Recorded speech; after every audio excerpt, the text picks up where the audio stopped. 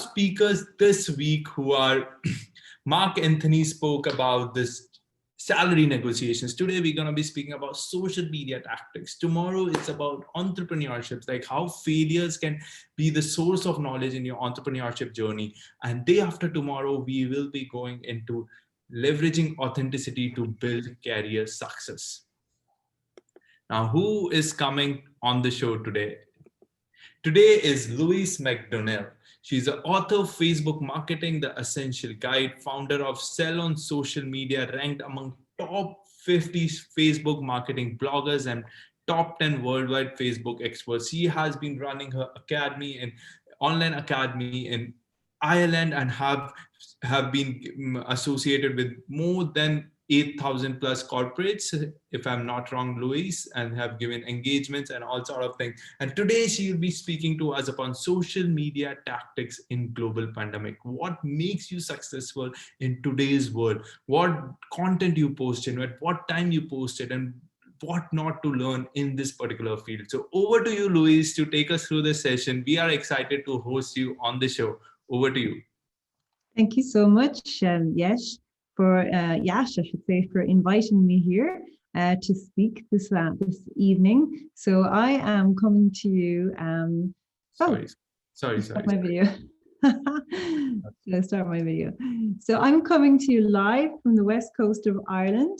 So I think I'm just 3 hours behind you. So we are just at 4 o'clock in the afternoon, and the weather has taken a turn for the worse, so it's quite dark and cold and wet here this afternoon. So I am delighted to be here today to talk to you about some social media marketing. So just bear with me 1 second while I share my screen.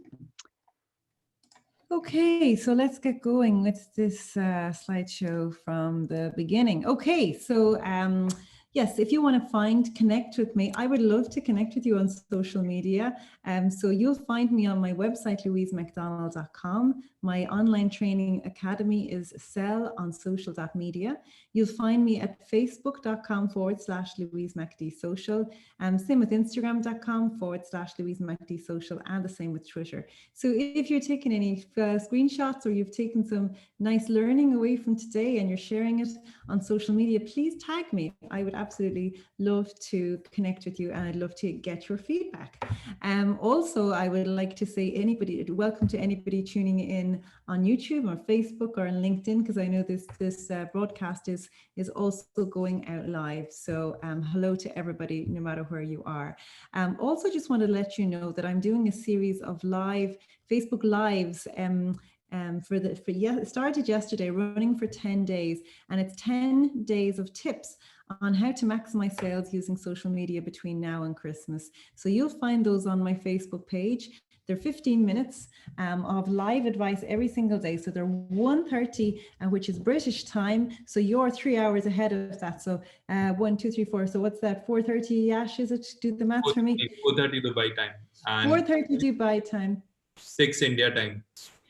So 6, so if you want to tune into my Facebook page, they are live, and every day there's a free giveaway. So you're very welcome to come and check that out on my Facebook page. So thanks very much to Yash for the lovely introduction. So yes, Facebook Marketing Essential Guide is the book that I am the author of. I've trained and coached over 16,000 businesses since 2009, and over 8,000 of those have been online students from absolutely every single corner of the world in the last 12 months. So this is just a little snapshot of my website, my online training academy, and I'm going to be talking to you a little bit more about this later on today. So again, just to let you know that I speak at events all over the world, but obviously a lot of these events are virtual events. So last year I was heading off to Bulgaria to speak at an event. After that, I went to the Web Summit in Lisbon. So I did a lot of travel last year, but this year I have been doing more virtual summits, as is the case with the whole global pandemic. So what are we going to look at today? We are going to look at, first of all, how our world has changed, and then what this new reality means and how this impacts us in terms of our businesses. I have 6 predictions for the last quarter of 2020, and then I have some advice for you on how you can adapt. So first of all, let's just have a little look at some of the statistics and some of the feedback that's beginning to emerge from when we were all kind of in lockdown. So I know that the different parts of the world are in very different stages of dealing with COVID. But most of the world were in lockdown come last April, and some people came out of it and some people are going back in it, and that's kind of where we are at the moment. But anyhow, what did we do when we could not go visit our friends, when we could not go travel, when we could not go on holidays, when we could not go too far away from where we lived? 35% of us read more books, okay? 18% of us listened to more radio. But here's an important statistic even. 40% of us spent longer on messaging service than social media. So when we were disconnected from friends and family, when we could not travel to friends and family, a lot of us, 40% of us, spent more time on social media and messaging services. Now, this is important from a business point of view, because what it means is that the more eyeballs, the more people that are using social media and messaging services, the more opportunity we have to reach them using good social media and marketing tactics. Okay, so here's another interesting statistic which came out from Mark Zuckerberg, and what he said was 3 billion people accessed his Facebook platform during the month of April last. That's 3 billion users of Facebook, Instagram, WhatsApp, and Messenger. Now, when you take into consideration that there are 7.6 billion people on the planet, okay, 3 billion users in 1 month across that platform is absolutely amazing. Now, what I am so passionate about Facebook and Instagram marketing is that here we have one platform that we can take and we can run ads seamlessly across these 4 platforms where we have so many people hanging out. So again, this is what happened during the pandemic. And from a marketing perspective, this presents an opportunity for businesses to reach customers and potential customers. So what else did we see? There was a shift back from mobile to PC. So we know that there was an increase of 27% of the use of Facebook.com, whereas Facebook, the app, just increased just marginally by 1%. Netflix, again, an increase of 16% for the app, just over 0.3%. YouTube, an increase of 15%, that's youtube.com, whereas the app just kind of decreased marginally. So this is what happened during lockdown. So what we were seeing was that when people were not commuting to work, and when they were in fact working from home, that we found that more people were accessing social media on their desktops rather than on their mobile devices. So all year I've been telling people, write for mobile, plan your ads for mobile. Where in fact we see a little bit of a shift back, and that is just a reflection of what is happening in the world at the moment. So another interesting statistic is that at the peak, Zoom counted more than 300 million daily participants in virtual meetings. So, and their paying customers more than tripled. So here we all are using Zoom. But what we are finding around the world is that there are people using Zoom now that didn't even know what it was last February, okay? And so how does that change the way that we use social media as a marketing tool? Well, what it means is that people are becoming even more familiar with video conferencing technology. And so we need to, they expect to see us, they expect to hear our voices. And so we need to embrace video content and use it even more in our social media content. Online shopping, well, we know that people, when they could not go to shops, that they turned to their laptops, their PCs, their phones, and they purchased using these devices. It took 7 years for online shopping. This is in the UK, but the figures in the US that are emerging are pretty much the same. It took 7 years for online shopping to get from 9% to 19% of retail sales, but just 4 months to get from 19% to 33% in May. So we are seeing a huge jump in online shopping. Here's some interesting statistics. These have come out of the UK. So Argos, a massive brand there, the click and collect increased by 32% and the home deliveries increased by 87%. Dixon's PC World, again, another large brand, grew 3 times faster in the first 4 months of 2020 than usually in a year. So again, this whole shift towards online shopping. 40% of UK online adults state that they will buy more online than before, and 38% said that they are likely to continue buying groceries online. So we see this huge shift towards online shopping. So what do we need to think about between now and the end of the year? Well, here's our new reality. Now, no matter where we are in the world, like, there is no vaccine for this virus. So we are living with an ever-present risk, okay? People are being cautious. Some people are being more cautious than others. Some people are older, they need to be cautious. Some people have underlying medical conditions, they need to be cautious. Some people have family that are vulnerable, they need to be cautious. So people everywhere will be more cautious. There is less overseas travel. There is also less overseas, sometimes the delivery, depending on where it's coming from the world, can be slower.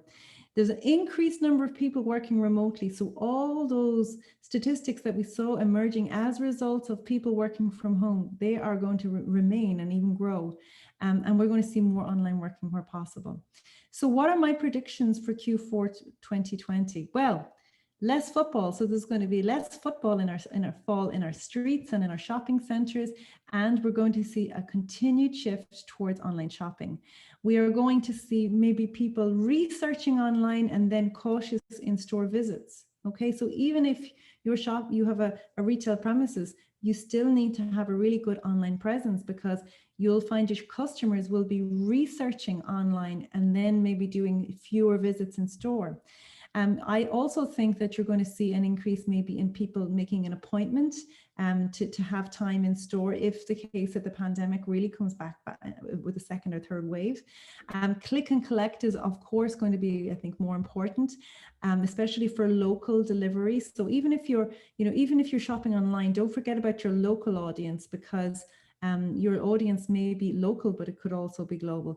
And then contactless and credit card payments, obviously. So how do brands need to adapt? So again, like, we go back to this SWOT analysis. Strengths and weaknesses are internal to our own organization. Opportunities and threats are external to our organization. So what we need to do, the threat is obviously the virus. The threat is the restrictions that we find ourselves. But with every threat, there comes an opportunity. And so what we need to do is acknowledge the situation that we are living in and look for the opportunities. Okay, so how do we need to adapt? So this is in terms of digital marketing strategy, this is how you need to adapt. Number one, you got to reset your business goals. So bearing in mind where we are and where we're going to be at the end of the year, and where you are in your business and where you want to be, you need to sit down and reset your business goals if you have not done it already. Absolutely embrace e-commerce as much as possible, because that is the way things are going. You need to adapt your digital marketing strategies. You need to optimize your website or your e-commerce site for conversions. So it's not just good enough to have a website and be selling products and services. You need to make sure that that website is optimized to get as many conversions as possible. We need to optimize our websites for search. So we're not depending on paid ads. So through search engine optimization, through good SEO, we can get a good organic traffic coming to our website. We also need to look at the likes of paid ads to drive traffic to our website, and email marketing. So our email lists are our best prospects, and we need to use those lists really wisely. And what I want to talk to you now over the next few minutes is what we're going to need to do with our social media and our social media paid advertising. So, so what do you need to avoid? So here's what you absolutely need to avoid. And these are what I see mistakes businesses making all the time. Sporadic posting on your social media. So if you're just posting now and then sporadically, you not really have any strategy behind it. You're just posting content for the sake of it. You may be going onto your Facebook or your Instagram or your LinkedIn on a Friday going, oh, I need to do a post. But this post is just whatever comes into your head at that moment. So sporadic posting, posting content for the sake of it, not linking your posts to wider campaigns. That's probably one of the biggest issues that I see businesses make. And only pushing out sales content on your social media. So if your social media is just full of, you need to buy this, or here's what we're selling, or here's what we're doing, or here's what we're doing, you find it becomes very one-dimensional. So you want to avoid that kind of activity on your social media. Instead, what you need to do is you need to plan social media content and ads to achieve the goals that you set. So the goals are what give you the direction. The goals are what keep you on course. The goals are what you need to keep reminding yourself of when you're planning your social media content. You need to stay on brand and on message. And so everything is aligned within your social media strategy. You're aiming for quality rather than quantity. You are better off with fewer, better quality posts rather than more regular, poor quality posts, which are just not doing anything for your brand, not achieving anything for you, just taking up your time. And you need to really build your remarketing audiences. So the key word here today of my session will be remarketing, because if you're not using remarketing, if you're not aware of what remarketing is, if you're not planning your campaigns with remarketing audiences in mind, well, then you're not using social media to the full potential. So when it comes to social media content, how do we need to adapt in this pandemic? Well, this isn't changing, but it just means that we need to remind ourselves that sometimes our social media posts, we're just creating them because we want to remind people that we're there. We want to keep our brands top of mind. We don't have to be selling all the time in order to sell. In fact, we sell more when we don't sell. Sometimes we just need to remind somebody that we are there. Here's an example of that. So here, this is a small business and they're just saying, meet the team. So if you've got a team of people that work in your business, you know, and if your customers aren't coming to see you because they can't, make sure their faces, their videos, whatever it is are on your social media channels, because people do business with people and people do business with people that they know and trust. So if you can keep talking and keep connecting through your social media channels, this will actually achieve more sales for you than just pushing out sales posts all the time. Here's another example of keep connecting. So here's a post from my Facebook page and my Instagram profile. So when we emerged from the first level of lockdown and I got to go more than 2 kilometers from my house, the first thing I did is I went to the sea, which is just about 5 kilometers from where I live. And I just took a post on my Facebook business page, not my personal profile, my business page. Okay. And I put it up and I said, here I am, magical place, blah, blah, blah, blah, blah, right? But just remember what goes with this. My logo goes with this post and my business name, which is Louise McDonnell, goes with this post. So this post keeps my brand top of mind. I don't have to be selling all the time to remind people I'm there. And some people will see this post and they'll go, oh, I forgot to sign up to Louise's course. And that will sell as much for me as my sales posts. So sometimes we're connecting, sometimes we're building authority. So we need to position ourselves as experts. So when we're planning our social media content, we need a combination of all these different types of content. Sometimes we're building authority. Here is an example of a business, Irish Online Counselling, a psychotherapy service. And what they did during the pandemic, and they continue to do right now, is they do an interview every single day on their page where they help out their ideal customer. They give them free advice to help them through these difficult times. And they keep their brand top of mind, and they build trust with their customers because they're helping them. And then when somebody wants a one-to-one, it's easy for them to book. So they are generating lots of business on the free advice, on the building authority, on the connecting, on the building trust, all of that. Here's an example of mine. So I'm using my Facebook page to position myself as an expert. So here's an example. This is the tip, one of the tips that I was telling you about a few minutes ago. This is from yesterday. Tip 1, how to get your customers' attention. So every single day I will give live free content on my Facebook page because I am positioning myself as a social media expert. And that's how I am going to connect and build trust with my potential customers. So everybody should be thinking of how they can apply this to their own situation. So sometimes we're connecting, sometimes we're positioning, sometimes we're selling. So we still need to sell. So again, we just need the sales posts to be part of the campaign and not the only content that we produce on our Facebook pages. So here's an example of a sales post, again, from my Facebook page.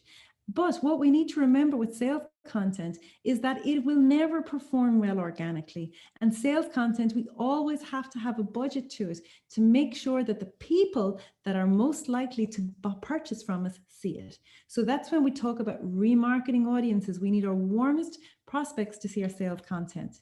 So sometimes we're impressing. So we get our most loyal customers to produce content for us because When we say we're great, it's one thing, but when somebody else says she's great, it's much more powerful. So you need to get your most loyal customers to produce content for you as well, and that's advocate content.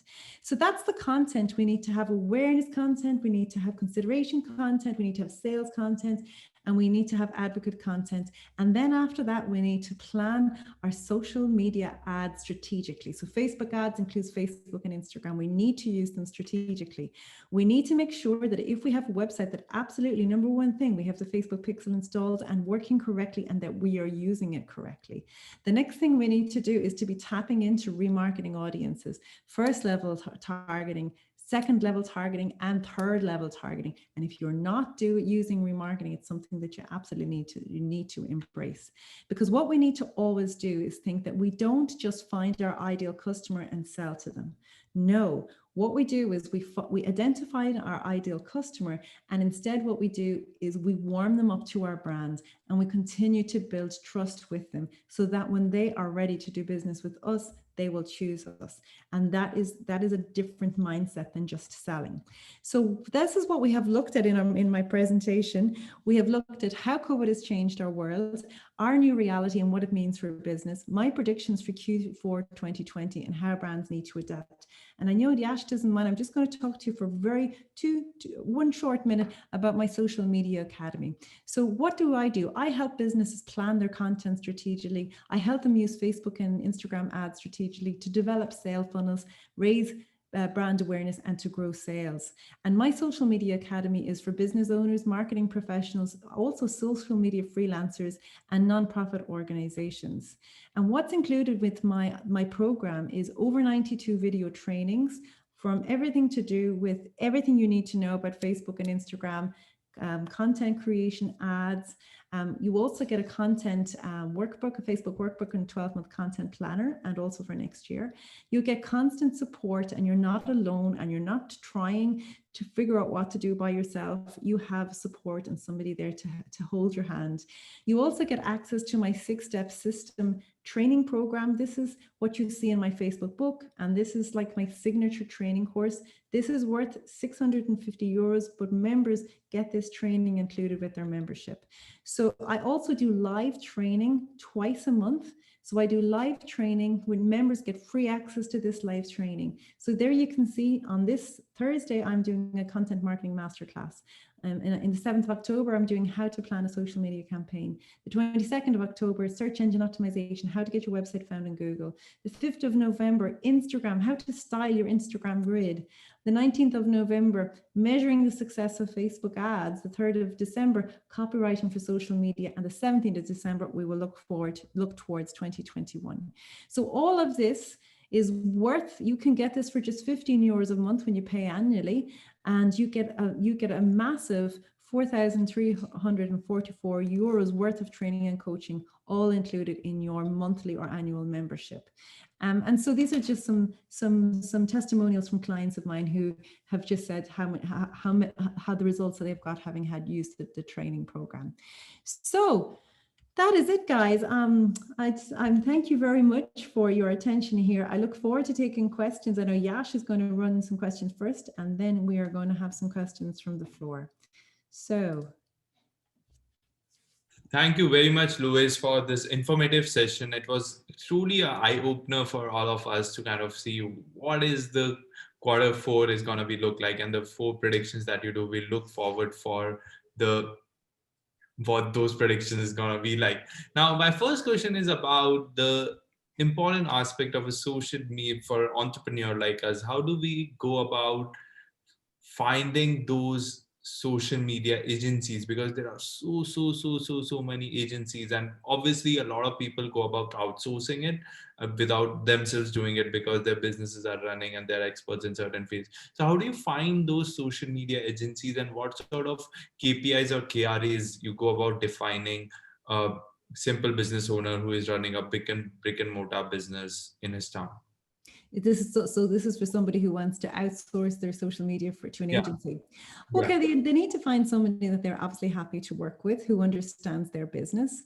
I would say if you're going to outsource your social media, it's still really important that you as the business owner are featuring in that content. So you can't just outsource and forget about it, because if you're outsourcing to an agency who's going to just produce generic content, well, that's not going to be effective for you. So you need to find an agency who will work with you, who will expect you to produce the content, the videos, the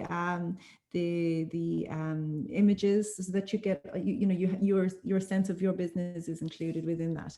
And then you need obviously somebody who's going to talk to you about, and KPIs you'd be talking about would be reach. So what is the reach of your weekly or monthly posts and ads? What are the engagement levels? Because engagement is a reflection of the quality of the content. So you need reach, you need engagement, and then you need conversions. So again, what are the click-through rates for your landing pages? What are the conversions in terms of sales generated from ads run? So these are the type of things that you would want to be looking at. Again, look and see what other testimonials are available from agencies, and maybe speak to other business owners who have worked with the agency and see how they find using them. Yeah, that is one of the things, because what happens is, it's like when we go about searching for those agencies, they give us those portfolios and all these things. And a lot of brick and mortar businesses, they just focus on, if I'm going to invest $5,000 into it, am I getting a sales worth of $5,000, or am I getting a sales worth of $10,000 from those money that I'm spending into social media? Because it's kind of techie thing, and they think that their expertise is not enough to get those conversions. My second question, sorry, just to finish that, it's very different depending on every industry. So like, if you have an e-commerce site and you're selling products, it's a much different conversation than if, let's say, you're a business coach and you're launching a program, and in that case you'll have a very different social media campaign than somebody with an e-commerce site. So again, it's hard, it differs from business to business. Yeah, it truly depends on. Now, my second point is, when it depends on business to business. So a lot of people, they become perfect, like some social media experts will become experts in selling shoes. Some social media experts will expert in becoming selling perfumes and all sort of different. So when it happens, is it good to have a niche in selling, or you go about the generic social media experts who are good in everything? Because this is the problem that a lot of us kind of face. Okay, if he has branded this life coach, so he can brand many more coaches. Or you go about a general person who is branding social. So this coach is also, shoes also, online commerce also, and everything they are doing. I mean, it obviously depends on the agency and how many people are working for them, and what other accounts that they've worked with, and the successes that they've had in the past. And sometimes it can be down to how creative somebody is. And you can have people who understand the nuts and bolts of using social media and using social media advertising, but you still have to have a really good campaign idea. It has to link in with the business and the goals they're trying to achieve. So yeah, it's very difficult to answer it at a general level. A very important aspect is of social media is how much of it is brain, how much of it is heart, and how much of it is tools. Good question. So I would say a lot of the success comes from sitting down and planning. Too many businesses don't do that. They don't sit down and they go, okay, what are we trying to achieve? What's the goal? What's the end date for achieving that goal? What can we do? Well, how can we plan our content between now and then? Just for the benefit of an audience, I just want to go a deep dive within into that. When you say about goals, so what sort of goals do you set? Like, what are the goals look like? Is it like in terms of followers count, or in terms of sales count, or in terms of clicks, or is those the goals you are talking about? Yes. Yeah, exactly. Yeah. So, first of all, if you're in business, you need to have business goals. And you want those goals to be smart, specific, measurable, achievable, realistic, with the time frame associated with them. And your business goals are what drive everything else. So your social media should not be driving your business. Your business should be driving your social media. So starting with your business goals, like obviously if you're a life coach and you're launching a program, you want to see, well, how many people do you want to have on that program? How much money is that? How much revenue is that going to generate for you? And when is the launch date of your program? So obviously, that's one example of a SMART goal. Another one would be, maybe you have a business with an e-commerce site. Maybe they're selling gifts, and say, like, how many sales do they want to generate through the e-commerce site? What did they do last year? What has the trend been this year? What do they want to achieve before the end of the year? What did they do previously? What worked? What didn't work? Using the Facebook pixel to see what ads generated sales and what ads didn't, and using that information to inform future campaigns. That's a very good point made. A lot of people, they don't, work on the data that they already have and don't analyze it and kind of move forward with the trends. But that's a very value add to the marketing plan. Now, the other thing, I know for a fact that you are working a lot on the Facebook marketing and all this thing, but there's another big giant, that is the Google advertisements and the Google ads over there. And when somebody goes about selecting whether they target their audience through Facebook ads or whether they target their audience through Google ads, because Google also have a pool of platforms like Androids and the partner websites and all sort of things. So what is your take on those? Like, which is a better, better may not be the correct word to answer because both of them are in different segments, but what do you think about the both of the two giants that are there in the market right now? So yeah, they're just very different.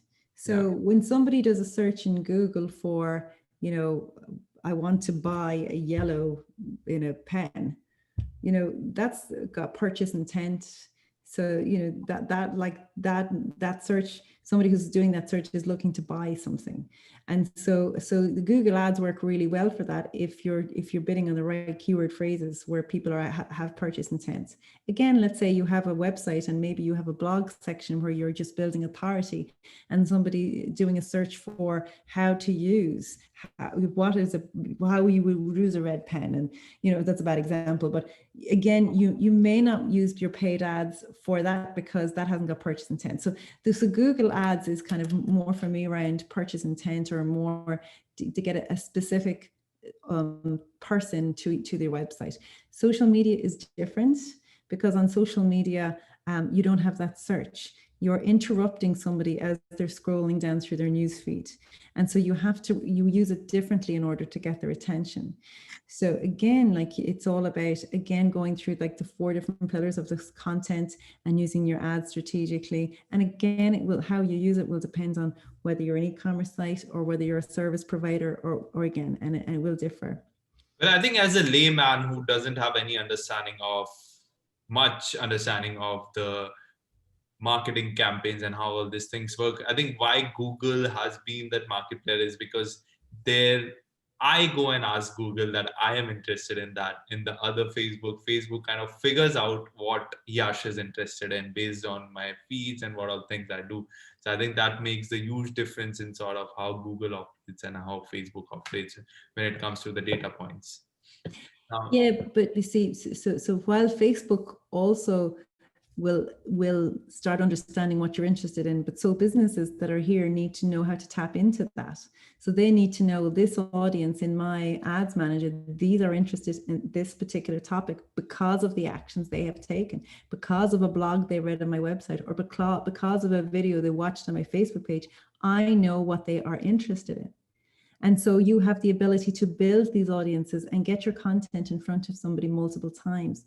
And that's where social media works really well, because people rarely do one search, click to your website and purchase. Even if you're using Google ads, somebody might do a search for buy an online pen, or buy a pen online, and they click through to your website, but they'll click to 10 different websites that particular day. And so, you need to figure out how you can get your message in front of them multiple times, because people need to hear and see from us multiple times before they'll do business with us. They never just see us once and buy. It doesn't work like that. Yeah, true that. And some of the people, they just go, and then they left off from there. They don't even buy it. A lot of people go into the category. Now, a very important aspect for all of our listeners is I would just want to touch you on the personal branding through social media. Now, when you say about personal branding, you have a personal product, like you're selling an online course, or you're selling, 21 days masterclass, or 21 days food styling program, or 21, any sort of program. And what is the advice you want to give to those people right now who have gone through the pandemic, who have developed their product, who want to go out and sell it off to the people, and now people have adopted to this lifestyle now? So I know 2 months back they were like kind of figuring out and juggling it out in this pandemic situation, but now people have accepted this for a fact that this is going to be the situation. Like, so how, as a business seller or as a personal brander, you go out and promote yourself where there are hundreds of others who have emerged in this pandemic to do the same thing? I suppose the most important thing that I would say to business is to use social media to build your list. Your list is your email list is the most valuable asset, digital marketing asset that you have. And so sometimes businesses are really busy just, producing content, but they're not building an asset that they own. So again, use social media to drive people for a lead magnet. Use social media to get people to connect with you, so that and ultimately you're aiming to grow your list all the time, because you own your list. You can use your list to email people. You can use your list to upload it as a warm custom audience for Facebook and Instagram ads as well. So I would say, number one thing, if you're using social media, is to use it to grow your list.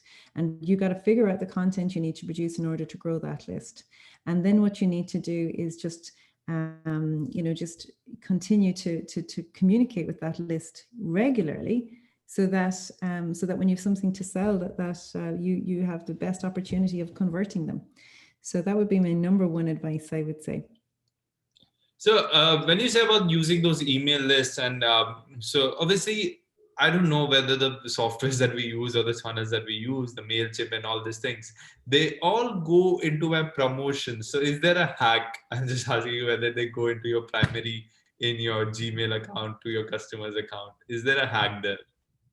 Yeah, so I suppose at the end of the day, it's when you are emailing people that you're not just selling all the time. So if you're selling all the time, people just become very, they're not interested, because they're not ready to, only 2 to 3% of your list is ready to buy from you all the time. So what you got to do is sometimes just give good value, so that people want to hear from you, and that you're not bombarding them with emails. And sometimes what I say to, don't ever miss an email from me, pick this from your promotions tab and put it into your primary tab. And when Gmail says to you, is this where you want this one to go all the time? Say yes. So I think the key is that you want people to want to get your emails. You don't want them going, oh Lord, here we go again, So again, it's about shifting the mindset and not just selling all the time, but sometimes you need to just, as I say, court. You need to get to know someone before you can, propose to them. Yeah, it's a very valid point made. Like, as a business owner myself, I just look for how much conversions I can get through this particular money that I'm putting into, and a lot of us kind of focus on a lot of that. And my content is also focused on a lot of that. That if I'm posting this, what is the conversion and what is the call to action there as well? I think the call to action that you put in with your brands also makes a lot of, and my most of the call to action is buy now, buy now, buy now, buy now, buy now, something like that. Now, coming back to the personal branding aspect of it, what sort of things you advise people to kind of, is it you touch on the LinkedIn aspect of as well through your courses, or do you tell them how the LinkedIn ads are coming up, or you are just focusing on the Facebook ads from your platforms? Yeah, so my area of specialism is Facebook and Instagram. So I do tend to just focus primarily on them for my social media academy. I do provide training on LinkedIn and Twitter and other social media platforms, and I possibly will expand the courses that I offer. But at the moment, my focus is Facebook and Instagram, because the people who sign up to my academy, that is their primary focus. So, if you have, if you're trying to reach your customers are on Facebook and Instagram, you want to know how to use that effectively, and you don't want to be on 5 or 6 social networks and not using any of them effectively. So that for the moment is my focus. Okay. So how do you think as an industry this is gonna be like in the near future? I know you have been into this industry for pretty much a decade and or more than a decade, and it has evolved every single day. The tools, new tools come in, automation and remarketing, branding, and all sort of things. And because of the innovation is happening so rapidly in this industry that people kind of think, oh my God, this is so overwhelming for me. Every other day there's some new tool, new company. Today is Katra, tomorrow is Sales Funnel, today, tomorrow is this click on funnels. So how do you adopt yourself as a marketer on those tools that keeps on changing every single day? Do you know what? Yes, I'm going to say something that might surprise you. Yeah. Yes, everything changes, and you log on to Facebook and it looks different, and you have different features today and maybe they're gone tomorrow. But at the end of the day, the basic foundation, like getting your strategy right, that does not change. It does not change. And in the last decade, okay, lots of things have changed, but the basic things of number one, set your goals. Number two, identify who your ideal customer is. Number three, plan your content strategically. Number four, use your Facebook ads, use your remarketing techniques. Number five, tune into what's working, what's not working, and form future campaigns. That does not change. So and sometimes I think that sometimes businesses can get sidetracked by the shiny new tool, and at the end of the day, tools are great, and yes, I use them and I have my favorite tools, but at the end of the day, if you get the basics right of your social media strategy, you will be successful. That's what I would say to you. So yeah.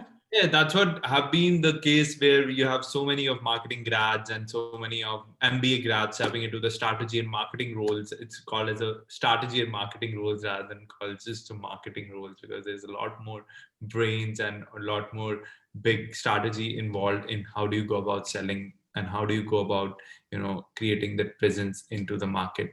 My last question to you would be about let's say if you want to sell your course in a particular geography and then you have to widen your geography into different markets, what advice and how do you think can you collaborate with other, how do you go about expanding into different markets? If you are good in a certain market, if you're good in a certain city, is it just checking out that location? Is it just about doing those in the Facebook ads, changing the location, and then you just nail it down to your customers into that city, or there is much more to that in terms of Of strategy? course you can do that, and you can make sure that if you're reaching somebody who's very cold to you, doesn't know anything about you, that it's not a sales post that's the first thing they reach about you. So it's actually you're giving them something free, you're giving them some value, then and that they identify their needs in it, rather than, so it's not about what you're offering,